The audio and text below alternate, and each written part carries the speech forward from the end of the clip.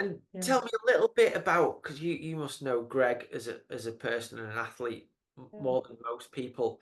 Like, what is different about Greg for him? Obviously, he's an incredible bike rider. He was incredible when I first met him back in 1999 when I first time I came and raced in America in the US on an Mhm. intense bike, and I met Greg that year when he was being sort of managed by Martin Whiteley, but he wasn't really on a team. And we Mhm. knew straight away how good a bike rider he was, and he was a funny kid, and he was quite grown up in some ways for his age.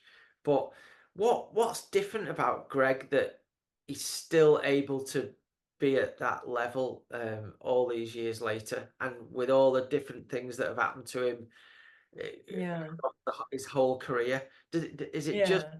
it just his drive, or what is it? Well, I like that you said when you first met him in 1999, you said he was a funny kid.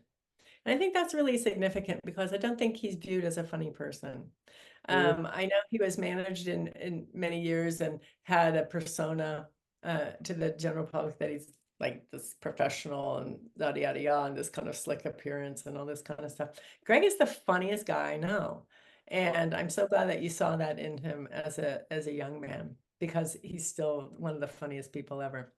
And Well, then to answer, huh? just a funny story. I don't know if he ever told it to you, but when I first met him that year, he had a big. Obviously, he's from South Africa, and I didn't know a lot about South Africa, other than he had these big, three big scars on his knee, I think. And Mm. I said, how did you get that? And I think he was probably what 18 or 19, and I was in about 26, 27, something like that. So, it's really a kid talking to a more grown up person. And Mhm. he said, "Yeah, I've got a pet tiger." And the tiger scratched me. And I was like, "Really? Do they have pet tigers in?" Because I didn't know, but that was the first thing you told me. Like, he had a pet tiger that's scratched. That's hilarious. Whereas obviously he just slipped his pedals and flipping cut his leg. But yeah, that was one of Yeah, the. I've got a few tiger marks myself. That's hilarious, and that does sound like Greg. He is so funny. Um, yeah, so Greg's career is very well documented as being filled with success, and um, I think, and there's times too where he said, one time when Marshy was on the team and Marshy and he says, if it wasn't for you two, I think I would have quit. I don't think I Right. could have continued doing this because, being from South Africa and they would leave their home for 6 months out of the year. And, he was doing it since he was a kid Yeah. and that takes a really great strain. So he's not like superhuman. Um, he is very sensing and feeling. I know a lot of people don't understand him and they think he's an asshole, and maybe that's how they perceive him toward them. But Greg is a really loving person and he's very kind. And he can be sarcastic, so maybe some people get like that side of it. But he's hilarious and he's the life of the party, loves to have fun. He brings a really great enthusiasm and a really uplifted um what do you want to say, presence into any room he walks into. And I really enjoy that part about him. The thing that I think creates his success on the track, obviously, he has great skills. He grew up on motocross, and I think a lot of crossover, some of those early skills are formed then, obviously. And there comes a drive like, why are you so hungry? Why you still have that fire? Josh lost that in his heart. Greg hasn't lost that in his heart. How? I do not know. I don't know. But yeah, I was saying just watching Netflix, watching Beckham series.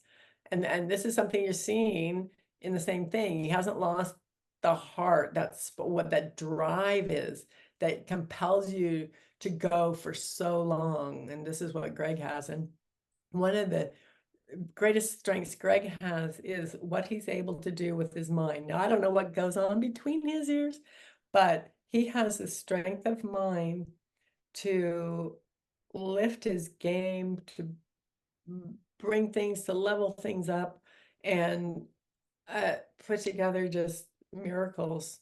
Mm. And yeah, so his success and longevity, I think, is owed to skills, uh, natural physical gifts, passion from his heart, and the strength of his mind. And probably the strength of his mind, probably trumping almost all of those things. I'd say it'd have to. I mean, going back to the early years, and I think it's it's for the more for the younger riders that he's racing against now. They wouldn't have even been involved or Born. watching the sport. When Greg was on, the global team that Martin Whiteley Right. ran, Animal Orange before that, but Greg was doing things on the track that no one else was doing at a certain race. Like, I remember a certain Mm, incident in Vail, Colorado, that had one of the most technical tracks I ever raced, and Greg was yeah. putting this gap near the bottom of the track that not any other person in the race was doing. And he used to be, as a young kid, he'd be at the dirt jumps as well as doing well at the World Cups, doing backflips and all the stuff that the modern kids are doing now. But he was definitely ahead of his time on all that stuff, I think. I think, yeah, definitely. Definitely. I love something. There's an old clip of him when he was a kid going to the like county fair and jumping his motorcycle over a bunch of cars like Evel Knievel. So I mean, even what's a little kid like that doing like that for? Yeah, I don't know. It's just you just take like these ideas and you're like, I'm gonna go do that. But to him, it's natural and normal. yeah, yeah. But it's extraordinary. It Extraordinary. is. And Mm, I yeah. don't know if there'll ever be anybody that'll have the longevity that Greg has had in the sport of downhill, because it is brutal. There's a lot of injuries. There's so much pressure. You're not racing anyone else. Like the pressure to just do one race run on the weekend is it takes a lot of toll and a lot of mental stress, I think, than even like motocross. At least in motocross, you get on the start line and then you're racing other people. So, the drive comes to beat those people. But when you're just trying to beat the clock week in, week out, all the stress that goes with that is phenomenal that he's done it for so long. Yeah, I agree. And we're coming up to where he's going to transition from being a racer into solely a team director, because he is the director of the Norco team now, and he will remain so for many years. So we're looking at, some of the last few races that he has coming up. Which, Um, which for me and you is it's cool, and he deserves that, but it's a little bit sad because he's always been there. Um, Yeah, I think it's like I even see this is my sense, this is my feeling. Like even if they say like I was talking to Gwen the other day and she's like, "Oh, Mount St. Anne, we're going to do something to celebrate Greg." Like of his retirement. I'm like, I wouldn't call it a retirement myself because I really don't, I mean, I don't think it would be the last race he would ever do. yeah.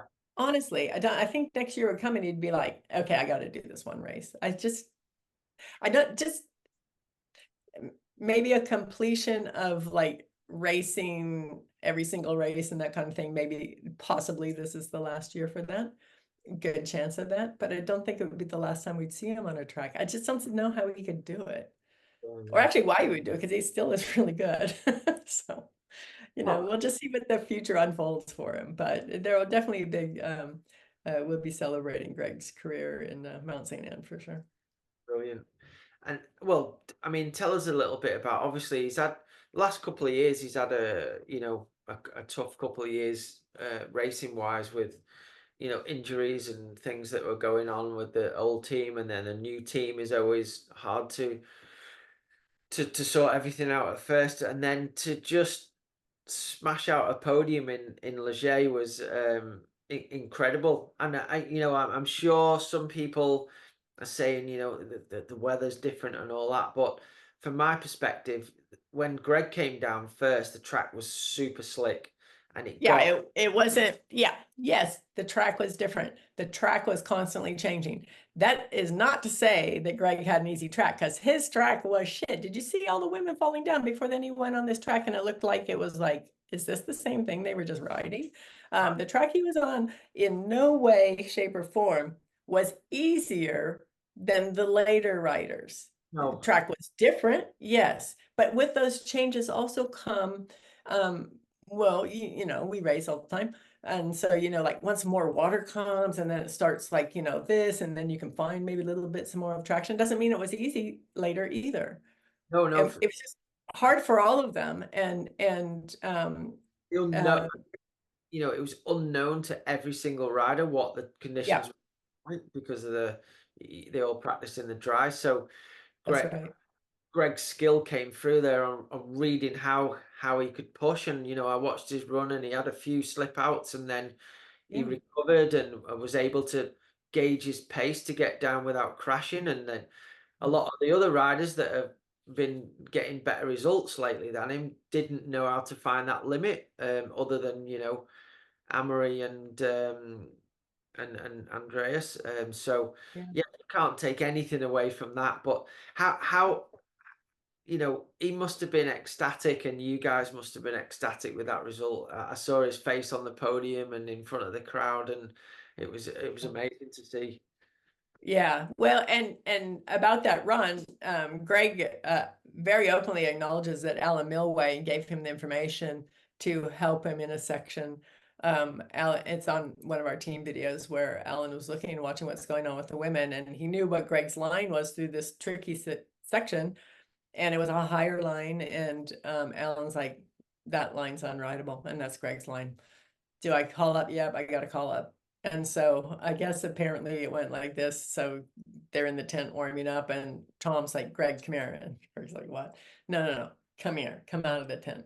You got to talk to Alan. And Alan's like, Greg, you got to go low, low on this part. And Greg's like, okay. Yeah, I saw And that. what he did, because he, you know, like if he had ridden his practice line and stuff, it wouldn't have worked. And so the great team effort, like that was really massive and very well um, appreciated by Greg publicly. And he's like, this definitely was a team effort. So yes, to watch that unfold, and it's like, I'm like, bitches, we're back. Like, you know, this is like, this is a little bit more of what I'm accustomed to here. Okay. I'm just saying, you know, it's been pretty fucking boring here.